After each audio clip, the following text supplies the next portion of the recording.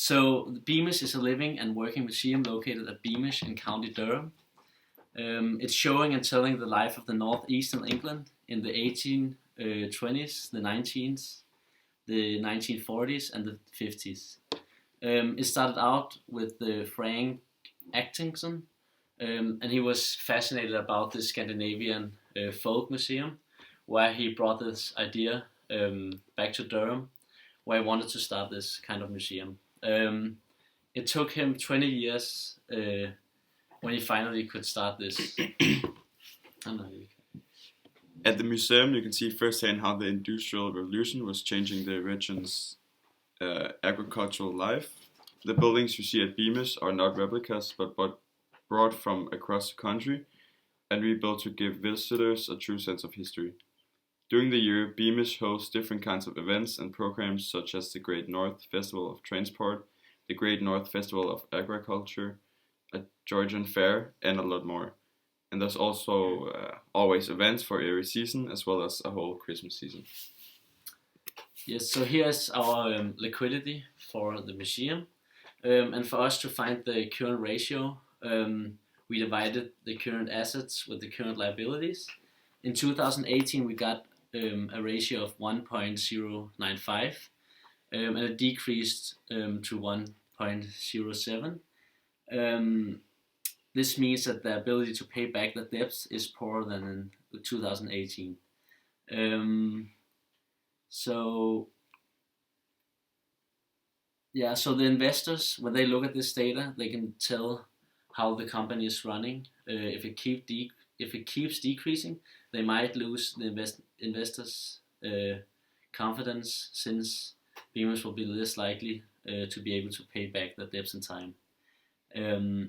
So another ratio we looked at was the Crick ratio, and it decreased from 1.08 in 2018 to 1.05 in 2019.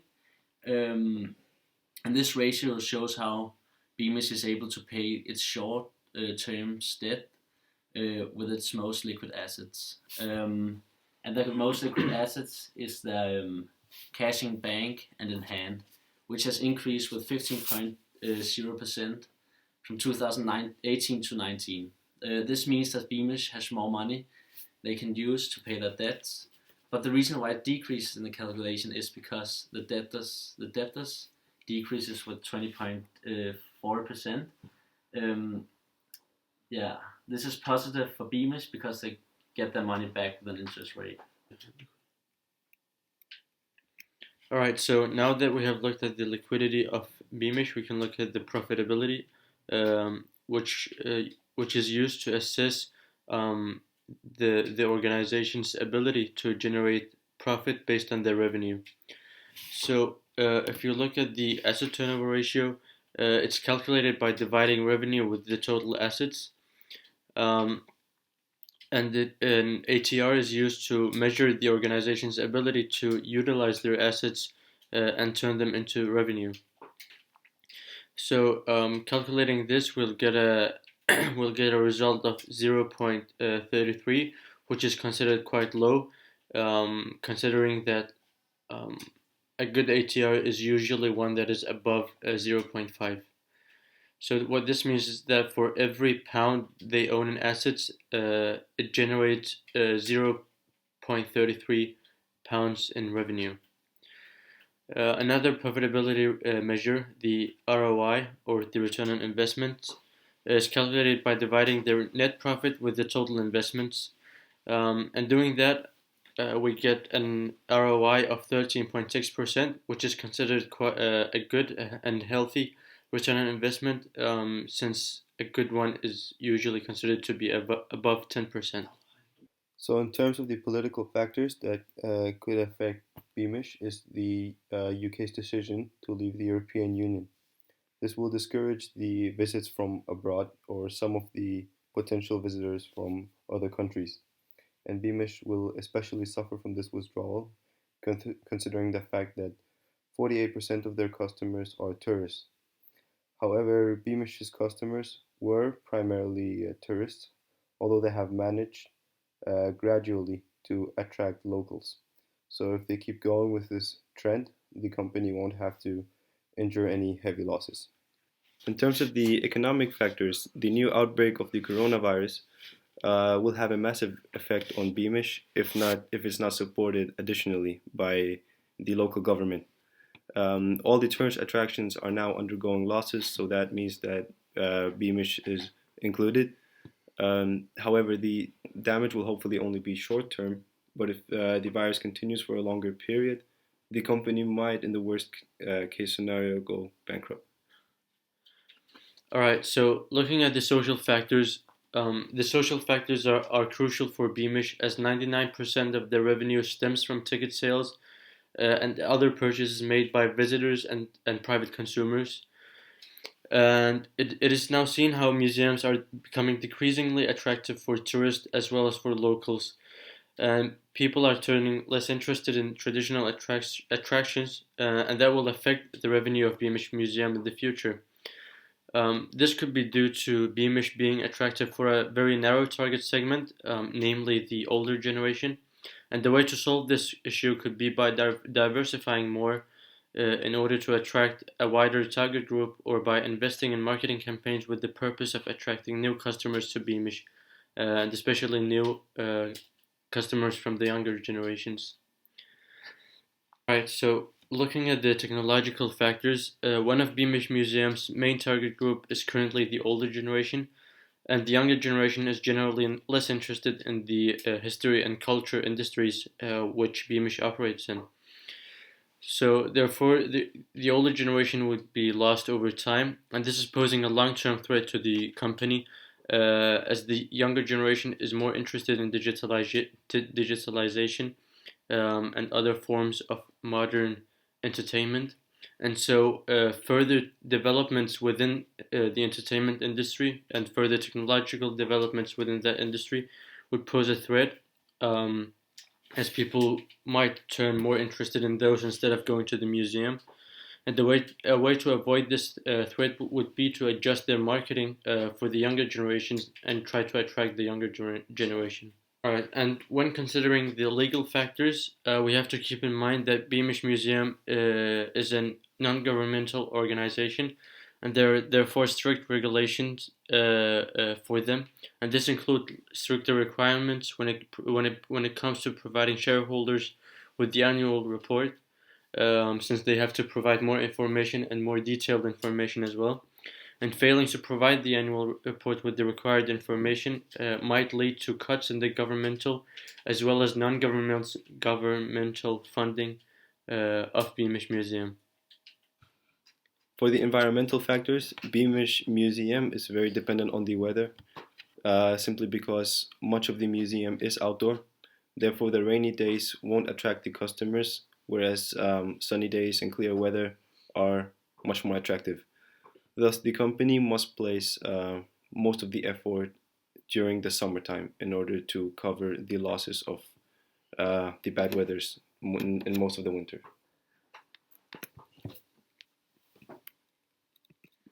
All right, looking at the cash flow position, the cash and cash equivalents increased with £184,000 from the beginning to the end of year of 2019. Looking at the cash flows from operating activities, it has increased with 389.08% from 2018 to 19, meaning they're utilizing more money on manufacturing and marketing in order for them to sell their product.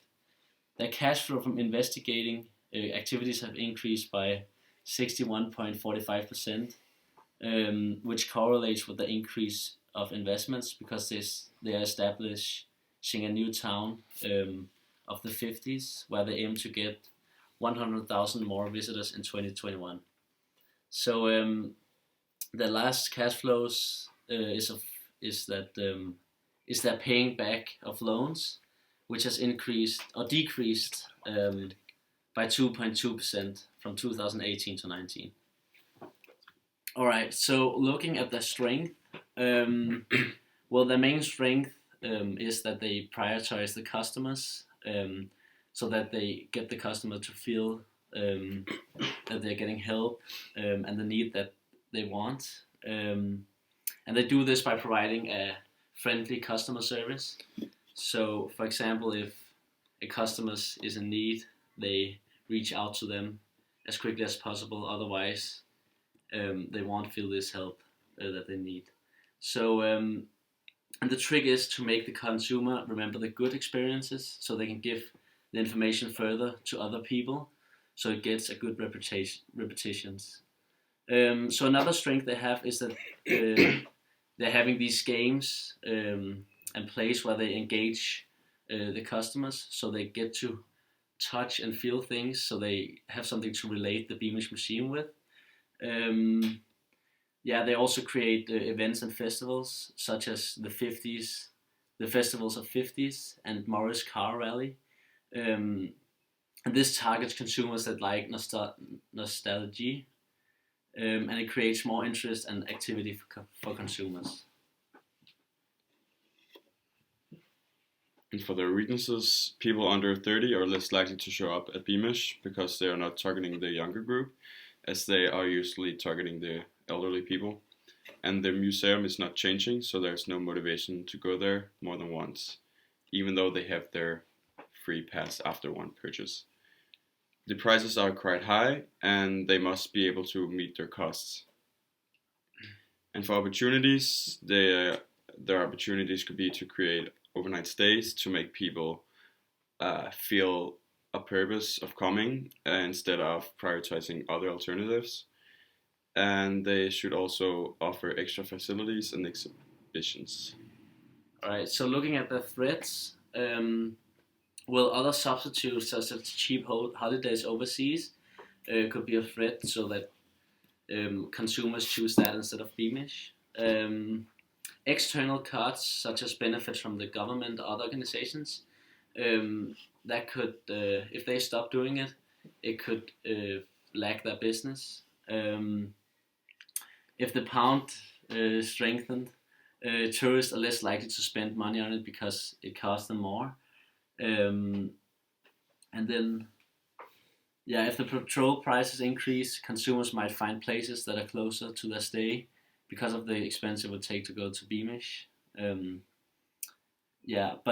But Beamish has made this system where they sell unlimited passes, and this unlimited passes has changed so that more locals are visiting than tourists because they can visit it all time.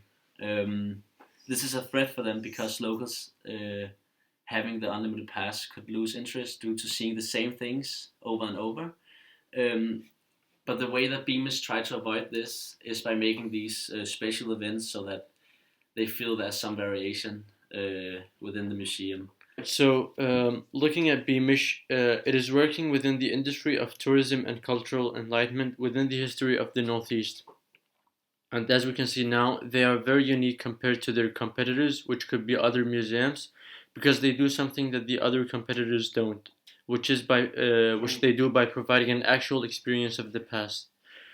And it's therefore very hard for other firms to enter the same kind of business within the Northeast, because Beamish is already covering the history of the Northeast and doing a great job at it, because they're very popular as well.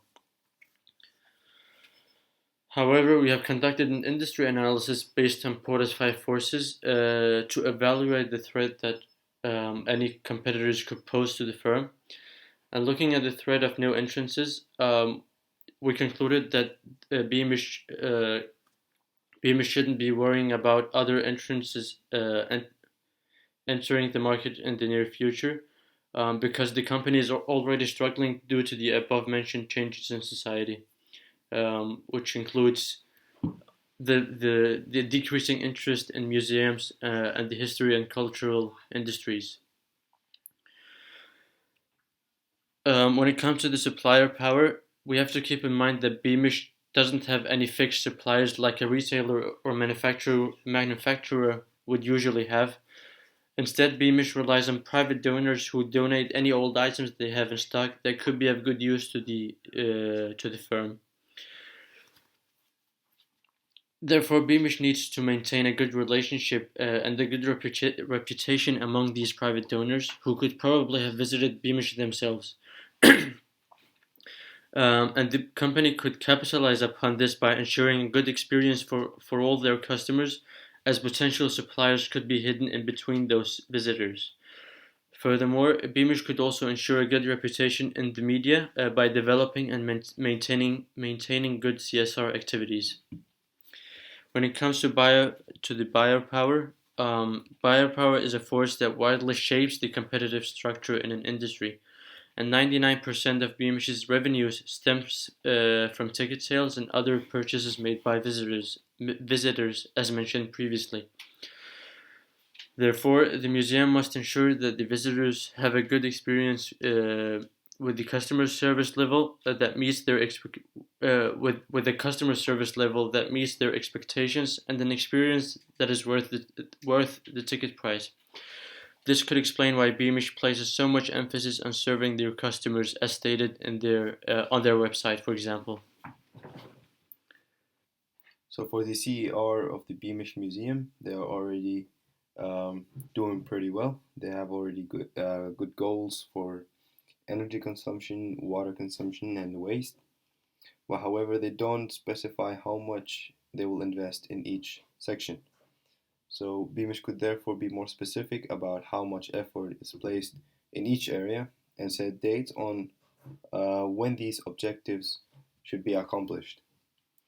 That would establish more credibility, since their current statement right now could seem kind of doubtful.